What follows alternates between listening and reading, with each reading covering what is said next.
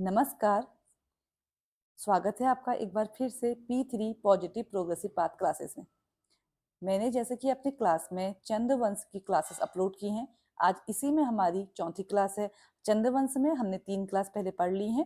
चंद्रवंश में कुल 62 राजा हुए थे, जिसमें से हमने 44 यानी कि हमने इससे पहली वाली क्लास में पढ़ लिया था बालो कल्याण चंद्र तक, और बालो कल्याण चंद्र है 44 नंबर का राजा। तो आज हमें पढ़ना है 55 नंबर से।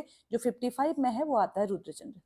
अगर आपने मेरी पहले की क्लासेस नहीं देखी हैं तो कृपया आप पहले उन क्लासेस को देखिए, क्योंकि एक तो आपके नोट्स भी प्रॉपर बनेंगे और थोड़ा बहुत आपको कहानी भी समझ में आएगी। बीच में से देखेंगे तो आपको थोड़ा सा कहानी भी समझ में नहीं आएगी, और आपकी जो पढ़ाई है वो भी अच्छे से पूरी नहीं हो पाएगी। स्टार्टिंग से देखेंगे तो आपको चीजें समझ में आएंगी। तो जो हम पढ़ेंगे वो पढ़ेंगे रुद्रचंद्र। देखिए, जब हमने बात की थी बालो कल्याण चंद्र की, तो बालो कल्याण चंद्र ने अल्प आयु यानी कि बहुत कम समय तक राज किया था, 8 वर्ष तक, और उसमें भी उसने बहुत काम कर दिए थे। तो छोटी सी आयु में ही हमारे बालो कल्याण चंद्र मर जाता है, और उसके बाद उसका जो राजा बनता है वो बनता है उसका बेटा, जिसका नाम है रुद्रचंद्र। तो थोड़ा सा पहले समझ लेते हैं कहानी को, उसके बाद प्रॉपर नोट से बनाएंगे। अब बालो कल्याण चंद्र जल्दी मर गया, तो जल्दी मरा तो उसका जो बेटा है रुद्रचंद्र वो बहुत छोटा था इस समय। अब ये छोटा था तो उसका जो राज किया था उस समय, इसके जो संरक्षक थे उन्होंने इसका राज्य देखा था। तो इसके समय की एक महत्वपूर्ण घटना है, ये है, एक नाम आता है हुसैन खां टुकड़ियां। हुसैन खां टुकड़ियां, अभी नोट्स लिखाऊंगी, पहले थोड़ा सा समझ लेते हैं कहानी को। इसका हुसैन खां टुकड़ियां, ये उस समय लखनऊ का सूबेदार था। इसको ऐसा लगता था कि जो कुमाऊं के मंदिर है उनमें बहुत खजाना है, यानी कि सोना चांदी बहुत है, तो क्यों ना उसको मैं लूटने जाता हूँ। तो ये वहां जाता है, यानी कि कुमाऊं में आता है, और वहां के मंदिरों को लूटना स्टार्ट करता है। तो थोड़ा बहुत जैसी कुमाऊं के लोगों को पता चलता है कि लूटपाट करने के लिए हुसैन खां टुकड़िया और उसकी उसकी जो सेना है वो आई है, तो जो कुमाऊं वाले लोग हैं वो ऊपर की साइड चले जाते हैं, पहाड़ों को चले जाते हैं, और खूब पत्थर वत्थर से इनका विरोध करते हैं। तो इसी समय बारिश हो जाती है, और बारिश के कारण हुसैन खां टुकड़ियों को वापस जाना पड़ता है, और साथ में इसे मिलती है काठ गोला की जागीर दी जाती है। पहले काठ गोला की जागीर दी जाती है। अब हुसैन खां टुकड़ियां जो है वो बहुत ज्यादा विद्रोही राजा है, क्योंकि उसे पता चला है कि कुमाऊं में मंदिरों में खजाना है। तो ये क्या करता है, दोबारा आक्रमण करने की सोचता है। तो ये ध्यान रखिएगा, ये पेपर में शायद क्वेश्चन भी आया हुआ है कि हुसैन खां टुकड़िया ने किसके समय आक्रमण किया था। ये हो गया आपके पास रुद्रचंद्र। और कितने बार आक्रमण किया है, 2 बार आक्रमण किया है। पहला जो आक्रमण किया था वो किया है 1568 में, और दूसरा जो आक्रमण किया है वो किया था 1575 में। अब जब ये दोबारा आक्रमण करता है तो यहाँ से मंदिर वंदिर लूट करके वापस चले जाता है, ले जाता है और वापस चले जाता है। जब वापस जाता है तो इसके कुछ पुराने घाव होते हैं हाथ पैर में, उसके कारण इसकी मृत्यु हो जाती है। अब जब ये मर जाता है तो थोड़ा सा रुद्रचंद्र भी बड़ा हो गया होता है। जब उसे पता चलता है कि रुद्र ये मर गया है, तो ये रुद्रचंद्र तराई में आक्रमण करता है, और वहां से जो हुसैन खां टुकड़ियां की सेना है और जो वहाँ के मुसलमान है उनको दूर भगाता है। अब ये जब पता चलता है, उस समय हमारे पास से जो मेन राजा है भारत में जो राज कर रहा है वो है हमारे पास से सम्राट अकबर। अब अकबर को जो ये सब चीजें पता चलती हैं कि ऐसा चीज हुआ है, तो अकबर इससे बहुत गुस्सा होता है और अपनी एक सेना भेज देता है रुद्रचंद्र के पीछे। लेकिन रुद्रचंद्र बहुत ज्यादा थोड़ा सा ज्ञानी भी है, ये काम करता है खुद ही अकबर से मिलने चले जाता है। जिस समय जाता है तो उस समय जो अकबर है वो लाहौर के आंतरिक विरोध चल रहा था अकबर के टाइम में, ठीक है, इस समय। अब ये जाता है तो अकबर से मिलता है, अकबर के लिए बहुत सारी भेंट ले जाता है। उसमें जो एक इम्पोर्टेंट भेंट है वो है तिब्बती याक ले जाता है, जिसे स्थानीय भाषा में झप्पू कहा जाता है। अकबर भी इससे खुश होता है, ठीक है। और साथ में जो रुद्रचंद्र है, इसने इससे पहले अकबर की एक बार सहायता भी की है नागौर की लड़ाई में। नागौर की लड़ाई में अकबर की सहायता की थी, तो अकबर इससे खुश रहता है, और इसे क्या करता है, कुछ जमीन दान में दे देता है। कहाँ की, तराई क्षेत्र की, जिसे नाम दिया गया है 84 माल। 84 माल इसकी जागीर हमारे पास से रुद्रचंद्र को दे देता है। ये सारी जो जिक्र है ये की गई है जहांगीरनामा में की गई है, ठीक है। जहांगीरनामा क्या है, जहांगीर अकबर का बेटा जहांगीर था, तो जहांगीर नामा यानी कि जो हमारे पास से जहांगीर की आत्मकथा, उसमें ये सारे जिक्र की गई है। और बदायूनी भी इसका जिक्र करता है। जहांगीर की जो आत्मकथा, उसका नाम लिख लेना, ये है तुजुक ए जहांगीरी। तुजुक ए जहांगीरी, जहांगीरी। अब ये सारी बातें तो हैं जब ये याली। अब इसने अपने राज्य में क्या किया, हमने देखा था कि जब हमारे पास से इसका जो पिताजी है बालो कल्याण चंद्र, उसने क्या किया था, सीरा पर आक्रमण करने के लिए एक चीज की थी, उसने शादी कर ली थी। जो सीरा में हमारे पास से उस समय हरिमल्ल का रास्ता, हरिमल्ल की बहन से शादी कर ली थी। वो सोचता है कि हमें सीरा दहेज में दे देंगे, लेकिन वो सीरा दहेज में नहीं देते हैं, बल्कि दहेज में क्या दे देते थे उसे, बताइए, सोर दे देते। ठीक है, तो अब जो रुद्रचंद्र है वो दोबारा से क्या करता है, सीरा में राज करता है, सीरा में आक्रमण करता है। तो इसका जो ये करता है हरिमल्ल के साथ, उस समय सीरा में जो राज चल रहा है, उसका चल रहा है, हरिमल्ल का राज चल रहा था, हरिमल्ल से आक्रमण करता है और सीरा को जीत लेता है। अब देखिए यहाँ पर सीरा इंपॉर्टेंट क्यों है, क्योंकि जब ये सीरा से सीरा इसके कब्जे में आ जाता है, तो सीरा के अंतर्गत 3 क्षेत्र आते हैं। वो 3 क्षेत्र बहुत इंपॉर्टेंट हैं। जो 3 क्षेत्र हैं इनको नोट कर लीजिएगा। इसमें आता है अस्कोट, दारमा और जौहर। अस्कोट, दारमा और जौहर। तो रुद्रचंद्र के समय जो चंद्र राज्य, उसकी सीमा अस्कोट, दारमा और जौहर तक चली गई थी। अब यहाँ इसने बहुत काम कर लिया था। अब रुद्रचंद्र कहता थोड़ा सा गढ़वाल की साइड जाते हैं। तो गढ़वाल में एक जगह पड़ती है बधानगढ़। ये बधानगढ़ में चले जाता है। बधानगढ़ इस समय जो पवार है वो था हमारे पास है बलभद्र शाह, पवार राजा बलभद्र शाह, इसके साथ जाता है। और यहाँ ये इसका जो सेनापति है रुद्रचंद्र का, पौरुष पंत, पौरुष पंत, और बहुत सी बुकों में इसे पुरुष पंत भी कहा गया है। ये वीर गति को प्राप्त हो जाता है। ठीक है, जो इसका सेनापति रुद्रचंद्र का वीर गति को प्राप्त हो जाता है। अब ये इससे आगे नहीं जाता है, गढ़वाल में नहीं जाता है, लेकिन ये काम करता है। जो ये बलभद्र शाह है, इसको एक कत्यूरी राजा है, राजा सुखदेव, कत्यूरी राजा, राजा सुखदेव, ये इसकी सहायता कर रहा होता है। तो रुद्रचंद्र क्या करता है, राजा सुखदेव को मार के आ जाता है। ठीक है, तो ये इसके कुछ युद्ध हैं। फिर इसने संस्कृत भाषा का प्रचार प्रसार किया, अल्मोड़ा में संस्कृत शिक्षा की व्यवस्था की है। अपने राज्य के खर्चे में क्या करता था, लोगों को बाहर भेजता था, यानी कि यहाँ के युवाओं को बाहर भेजता था काशी वगैरह में संस्कृति शिक्षा लेने के लिए। तो थोड़ा सा अब नोट कीजिए, अब अच्छे से थोड़ा सा नोट कर लीजिएगा, लिखिएगा। बालो कल्याण चंद्र के बाद रुद्रचंद्र गद्दी पर बैठा था, रुद्रचंद्र गद्दी पे बैठा था। इसके समय की महत्वपूर्ण घटना, इसके समय की महत्वपूर्ण घटना हुसैन खां टुकड़ियां का, इसके समय की महत्वपूर्ण घटना हुसैन खां टुकड़ियां, हुसैन खां टुकड़ियों का आक्रमण था, आक्रमण था। फिर लिखिएगा, हुसैन खां टुकड़ियां लखनऊ का सूबेदार था, लखनऊ का सूबेदार था, सूबेदार था। हुसैन खां ने तराई पर 1568 में पहला आक्रमण, यहां मैंने बताया था 1568 में पहला आक्रमण, 1568 में पहला आक्रमण, पहला आक्रमण, वो 1575 में, 1575 में दूसरा आक्रमण किया, दूसरा आक्रमण किया। लिखना, रुद्रचंद्र के समकालीन अकबर था, रुद्रचंद्र के समकालीन अकबर था, अकबर था।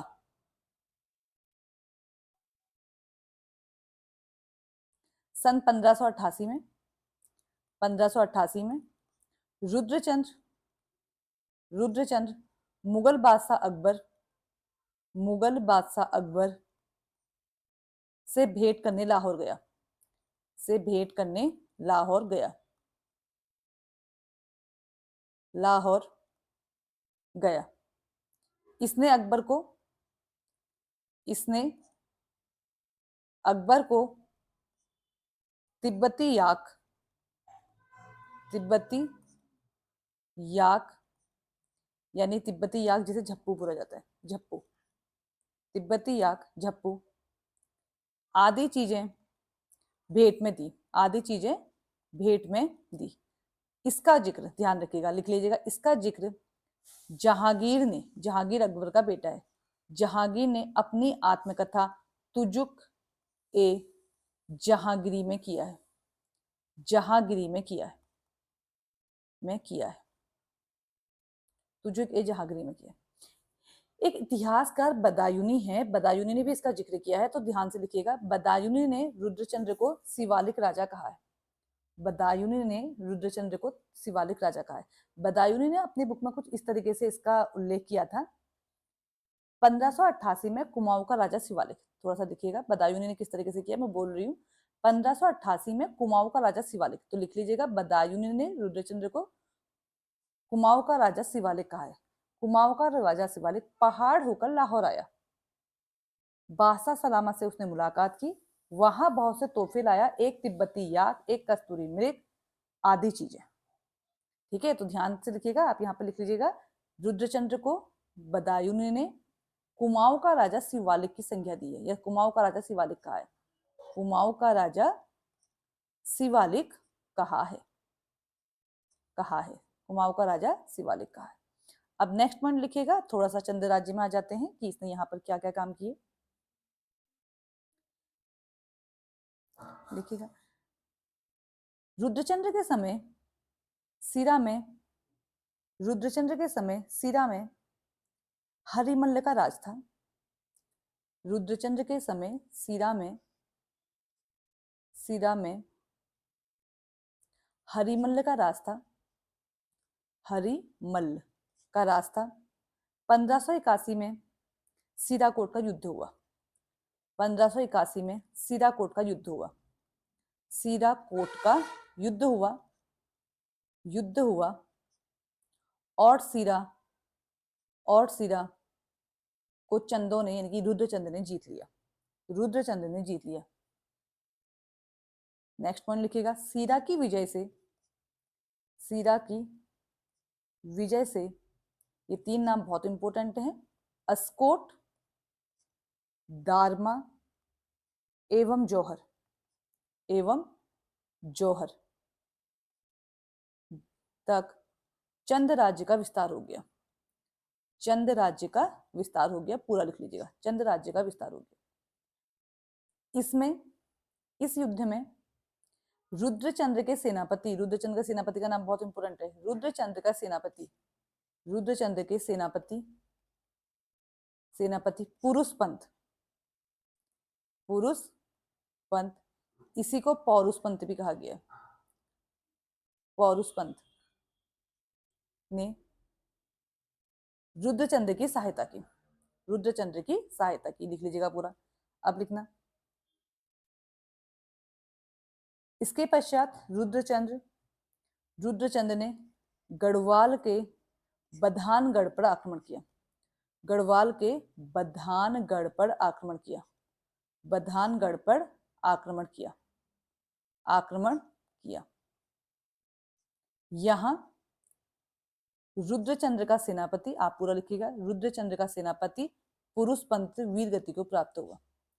पुरुषपंत वीरगति को प्राप्त हुआ, वीरगति को प्राप्त हुआ। और लिख लीजिए, बधानगढ़ पर बलभद्र शाह का राज था।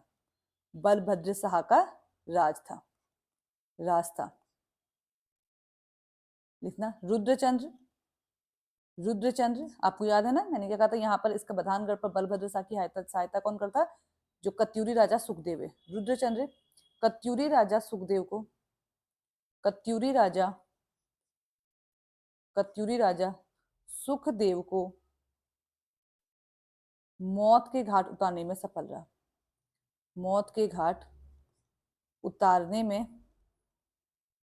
में सफल रहा, तथा इसके राज्य को कहाँ मिला दिया, कुमाऊं में।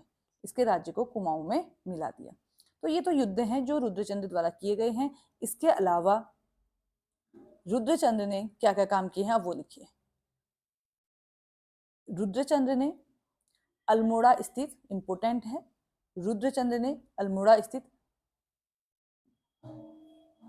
स्थित एक किला है मल्ला महल, लिखिएगा, रुद्रचंद्र ने अल्मोड़ा स्थित मल्ला महल का किला बनवाया। मल्ला महल का किला बनवाया।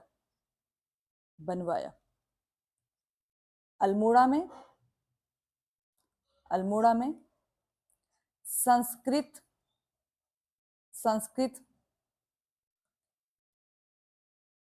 विद्यालय या संस्कृत की पढ़ाई की व्यवस्था की, संस्कृत की पढ़ाई की व्यवस्था की, पढ़ाई की व्यवस्था की, लिख लीजिएगा पूरा, पढ़ाई की व्यवस्था की।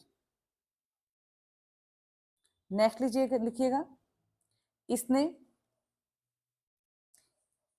क्या किया था, इसने लोगों को बाहर भी भेजा था, बाहर यानी कि क्या पढ़ने के लिए, संस्कृत पढ़ने के लिए। लिखना, इसने राज्य के युवाओं को, राज्य के युवाओं को, युवाओं को संस्कृत की शिक्षा के लिए काशी और कश्मीर भेजा। संस्कृत की शिक्षा के लिए, पूरा पॉइंट लिख लीजिएगा, संस्कृत की शिक्षा के लिए काशी और कश्मीर भेजा।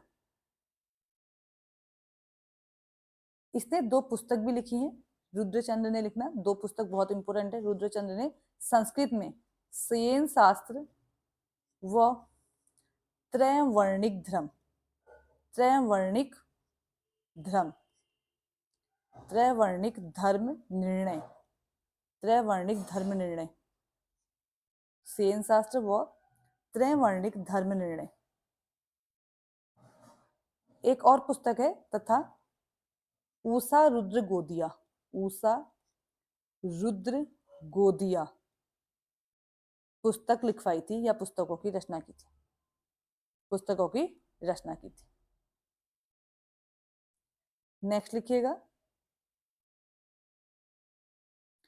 इसने ब्राह्मणों को चौथानी ब्राह्मण, ब्राह्मणों को चौथानी ब्राह्मण, ब्राह्मण तथा ओली ब्राह्मणों, तथा ओली ब्राह्मण नामक 2 वर्ग में बांटा, ओली ब्राह्मण नामक वर्गों में बांटा। ठीक है, तो ये कुछ इंपॉर्टेंट काम जो किए थे।